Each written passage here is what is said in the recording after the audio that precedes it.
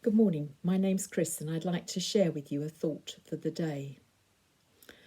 My husband and I have very different mindsets when it comes to travelling. His enjoyment begins the moment he leaves the house, whereas for me, my pleasure doesn't really begin until we've actually arrived at our destination. And although it pains me to have to say this, I know that his approach is the right one. And so I have begun to try to enjoy the journey to wherever we're going, as well as the arrival itself. We're just at the beginning of the season of Advent, a time of looking forward to and preparing for the celebration of the coming to earth of God's only Son, born as a baby in Bethlehem. The season of Advent could be thought of like a journey. Now, when our children were small and we were going on any kind of long car journey, one of them would always be asking, "Are we nearly there yet?" And that was before we'd even left our hometown. They were always so eager to get to wherever we were going.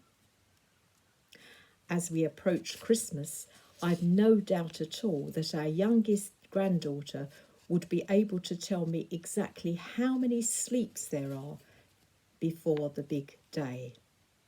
She would be so excited and would be so looking forward to Christmas that she would be counting off the nights.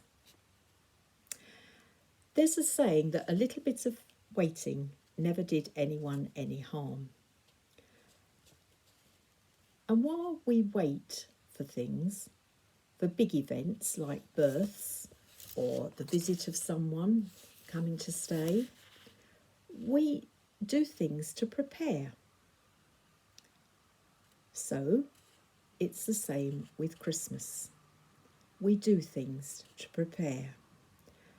But this year, Christmas may be a little different. We may not be able to celebrate with all the family.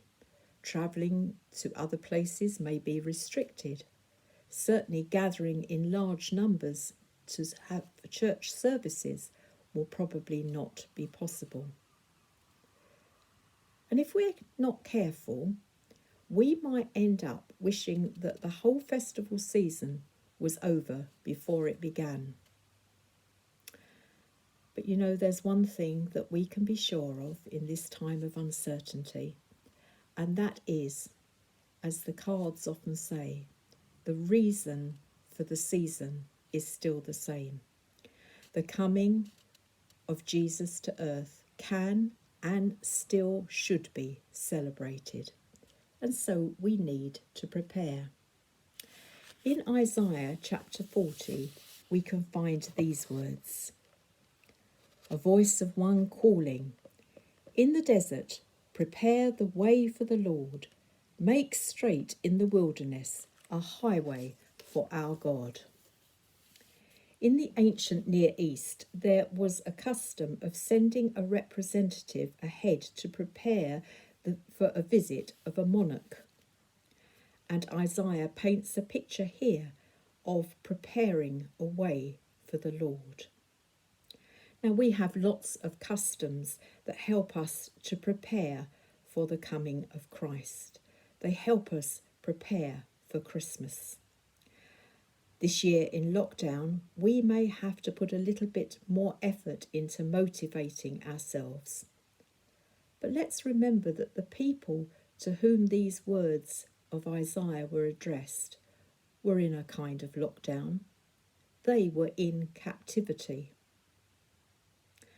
So let's still put up the decorations, even if it's only us who will see them. Let's switch on the lights. Let's put on the Christmas music. Let's prepare the feast. Let's do all this so that we can celebrate the birth of God's Son. Let us enjoy the journey towards Christmas. May God bless you this Advent.